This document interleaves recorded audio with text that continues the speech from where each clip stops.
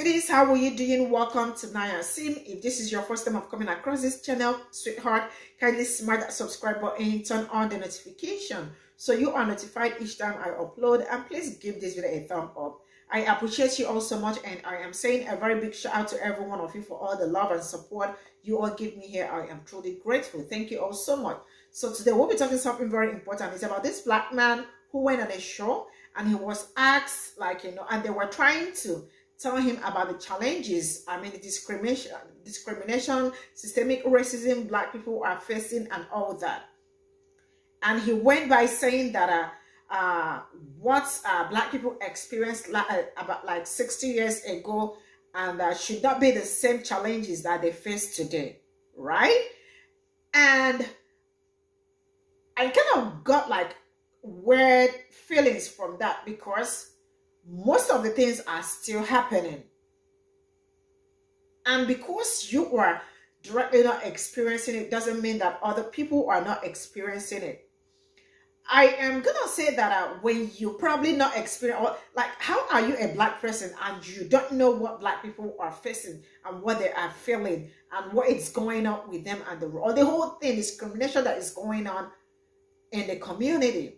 And he went all he went all out to defend all that, and and another, I think he is a Hispanic person, stitched the video to make mockery of black people's ordeal and all that, because that is what I saw that as. You are not a black person. How did you came with all the things he said about black people and the rest of it? But you know what? Dixon White actually came out and knocked all of them out. Stay glued to the screen. I'm just going to roll this clip. We'll talk about it and let me know what you all think in the comment section. And straight up, I am rolling it. So Republican GOP presidential candidate Tim Scott went on The View this past week and completely schooled the ladies of The View and reminded them of what progress African Americans have made in this country. And I love the fact that Tim Scott refuted everything that Sunny Hostin was saying, because as we all know, if you've watched The View, Sunny Hostin has to say systemic racism and oppression at least 30 times in every episode. It's kind of in her contract. So let's watch the clip together and then talk about it. You are the first black senator elected in the South since the Reconstruction. That would be about 114 years. Yet you say that your life disproves leftist lies. And yes. My question to you is, I'm the exception, right? You're the exception. Maybe even Miss Whoopi Goldberg is the exception. Oh, she's definitely the exception. But we are not the rule. You have indicated that you don't believe in systemic racism.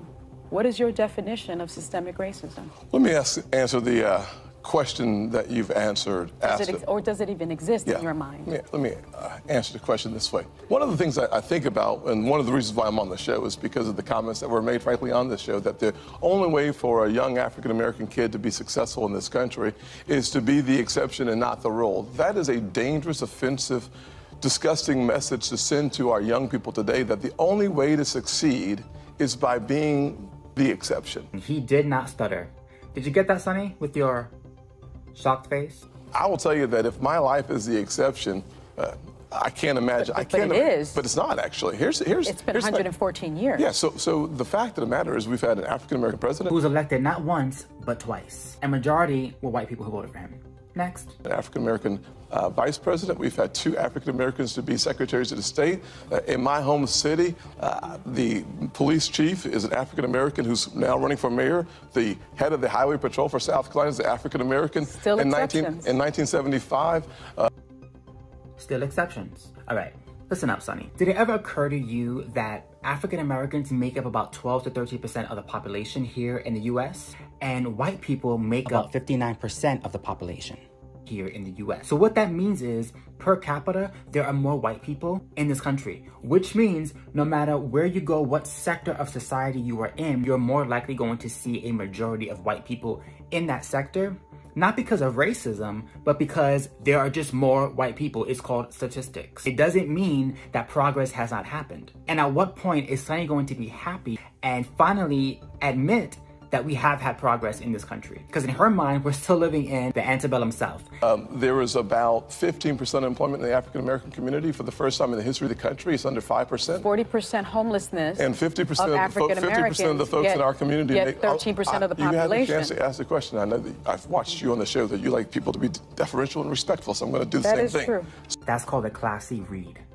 So here's what I'm going to suggest. Don't change your face, honey. Don't change your face. I'm going to suggest the fact of the matter is that progress in America is palpable. It can be measured in generations.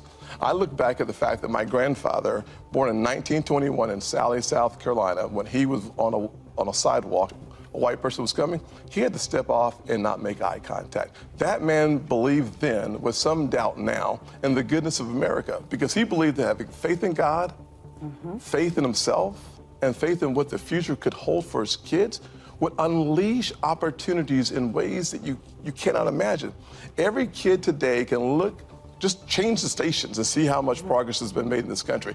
ABC, NBC, CBS, ESPN, CNN, Fox News all have African-American and Hispanic hosts. In order to understand the progress that we've had in this country, we have to know what we are measuring it by. What he's doing is he's saying, look, let's look at the past. Let's look at where we were compared to where we are today. Let's see the progress. And to not acknowledge that is disingenuous and it is intellectually dishonest, which is what Sonny is trying to do. And how he is refuting her is by using the examples who are not exceptions to some rule. They are proof that you too can be successful in this country. The concept of America is that we are going to become a more perfect union. That in fact, the challenges that we face 50 years ago and 60 years ago should not be the same challenges that we face today. And here's the way that you measure that. When my mother was born, about 10% of African Americans got a high school degree, diploma.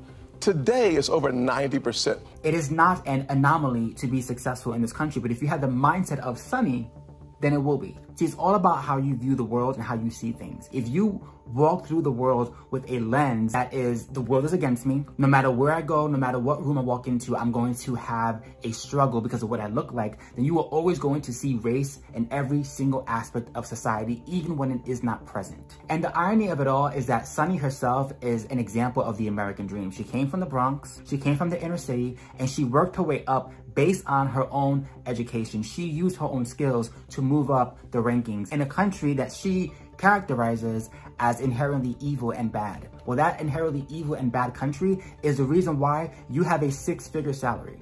It's the reason why you are sitting on a very successful show. It's the reason why your son is going to Harvard. This evil country is what gave you and your family opportunity. But you want to sit and say that you are just an exception or some token, which is so sad. What that tells me is that you don't even think highly of yourself. If you call yourself an exception, what you're saying is, I got lucky, but my brothers and sisters, not so much. Good luck. You're not going to be successful like me, solely on the basis of you're Black or you're Hispanic. And that says more about how Sonny sees herself than what actually is happening in the country. I believe that education is the closest thing to magic in America. So I'm about making sure that our kids have as many opportunities to succeed as possible. And Sonny should agree, given her son, like I said, is going to Harvard.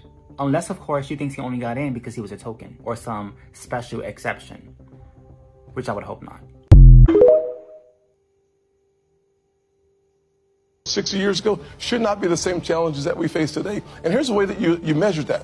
When my mother was born, about 10% of African Americans got a high school degree, diploma.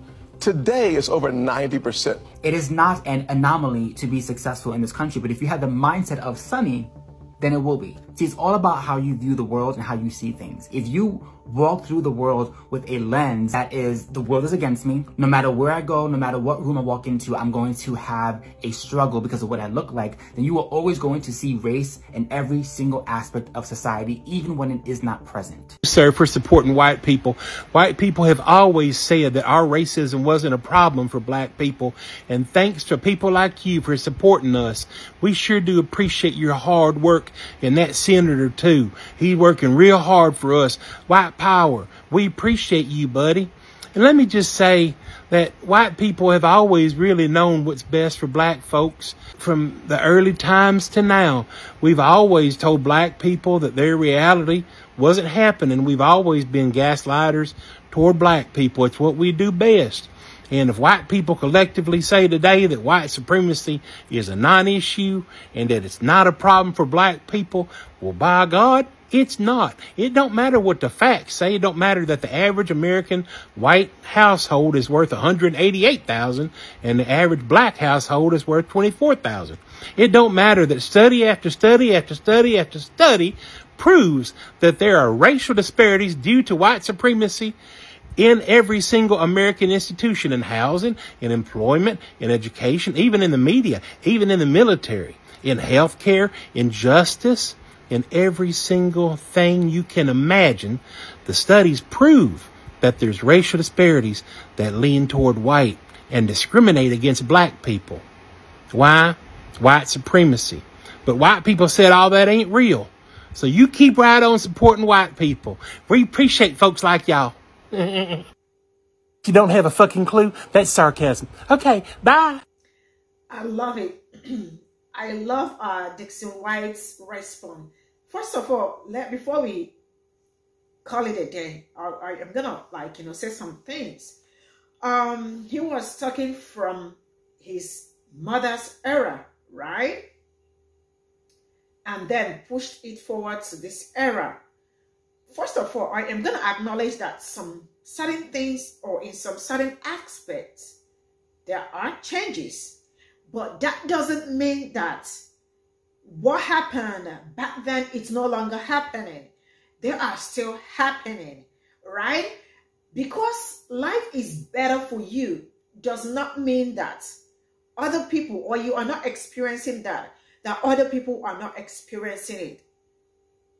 And it is mad or crazy how a black person will come and make another person's experience invalid and all that. That is something that I don't find it funny. It is not funny. That 1%, okay, let's say, or 5% out of 100% got things right. What happened to the next? What happened to the rest of the 80%? I mean, can't life be better for them? Because you all know, like the standard of, how do I say that? There are so many educated black women, right? So many of them.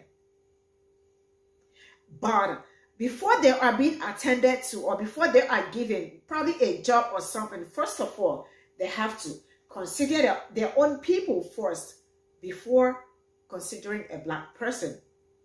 I remember a call somebody made. She was looking for a job, right? And I think she sounded so white, very white, right? She ended up getting the job, but when she came for when she came in person, they were like, I never knew you were a black person. So she probably would not have gotten that job if they had known that she is a black person, right? And I also remember a video I did here, a white person that got a job, right? And they put her in the kitchen without seeing her. When she came, they were like, if we had known that this is how you look, you would not have been in the kitchen. I don't know if that makes sense. So for the other man, I don't know if he is Hispanic or something. I don't know where he is from. And I don't care to know wherever he is from. Are you a black person? Do you know what black people are going through? Do you have black friends? Who made you a judge in this case? Anyways, it's really amazing how people jump into other people's business without having any knowledge of what they are going through. This is where I am going to draw the curtain. Thank you all so much for all the love and support. And see you all in my next video. Bye for now.